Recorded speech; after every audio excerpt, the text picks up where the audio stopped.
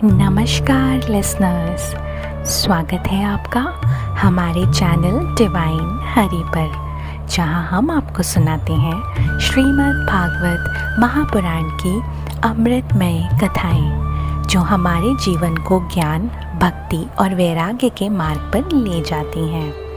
आज हम स्कंद 5 अध्याय 8 की कथा लेकर आए हैं। भरत जी का मृग मोह और उनका पुनर्जन्म। इस कथा में हम देखेंगे कि कैसे एक महान तपस्वी, जिसने राजपाट, परिवार और मोह माया त्याग दी थी, वह भी अनजाने में एक छोटे से मृग शावक के प्रेम में पड़कर अपने साधना मार्ग से भटक गया। लेकिन शुरू करने से पहले आप सभी से निवेदन है कि अगर आपने हमारा पिछला वीडियो भरत चरित्र नहीं देखा है तो उसका लिंक आपको नीचे डिस्क्रिप्शन पर मिल जाएगा, उसे भी अवश्य देखें। अगर आप हमारे चैनल पर नए हैं तो चैनल को सब्सक्राइब करके बेल आइकन दबाएं, वीडियोस को लाइक करें, शेयर करें और कमेंट ज़रूर करें। तो चलिए आज की इस यात्रा को हम प्रारंभ करते हैं। ओम नमो भगवते वासुदेवा। अद्भुत है, लेकिन साथ ही ये हमें यह भी सिखाती है कि साधक को किसी भी प्रकार की आसक्ति से सावधान रहना चाहिए।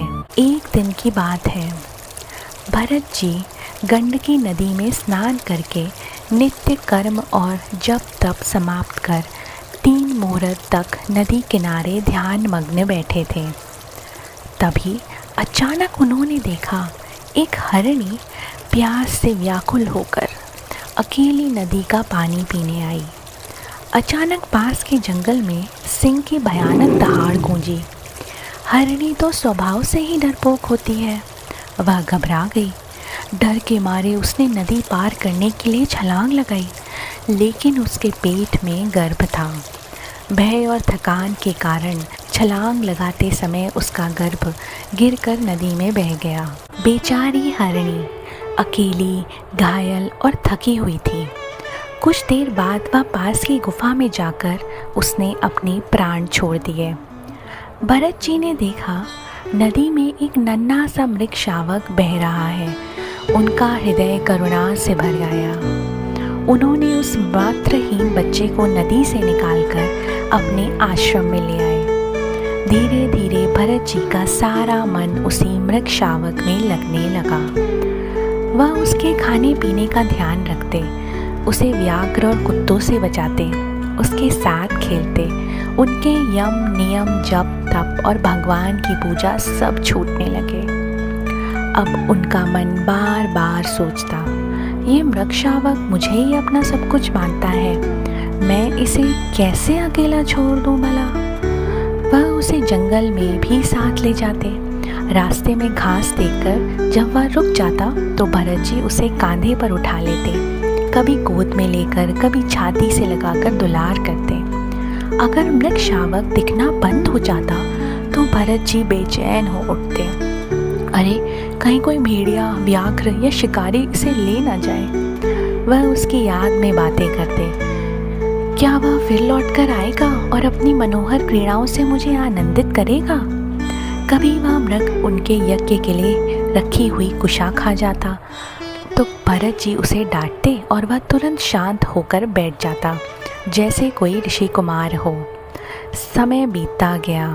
भरत जी का मन पूरी तरह मृग के मुंह में बंध गया और इसी मोहन अवस्था में मृत्यु का समय आ पहुंचा। मरण के क्षण में भी उनका मन उसी मृग में अटका रहा। जैसे अंत समय में चिंतन होता है, वैसे ही अगला जन्म मिलता है। भरत जी ने मृग शरीर धारण किया, लेकिन भगवान की कृपा से उन्हें अपने पिछले जन्म की स्मृति बनी रही। मृग रूप में भी भरत जी को अपने पतन पर पश्चाताप हुआ। अरे मैंने तो सब मोह त्याग दिया था, लेकिन एक नन्हे से मृग शावक के मुंह में वह फंस गया। उन्होंने उस मृग शरीर में रहते हुए भी वैराग्य अपनाया।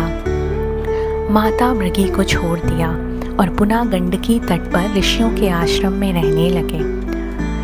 जहाँ केवल सूखे पत्ते और घास खाकर अपने प्रारब्ध के समाप्त होने की प्रतीक्षा करने लगे।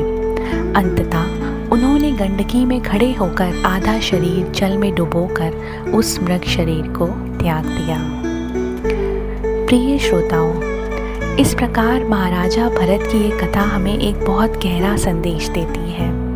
भले ही हम साधना, तपस्या और भक्ति में कितने ही आगे क्यों ना बढ़ जाएं, यदि हमारे मन में किसी भी प्रकार का मोह या आसक्ति रह जाती है तो वह हमें मोक्ष मार्ग से भटका सकती है।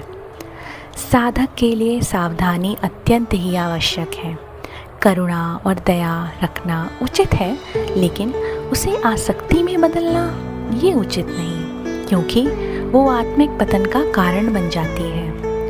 अंत समय में जो चिंतन होगा वही अगला जन्म तय करेगा।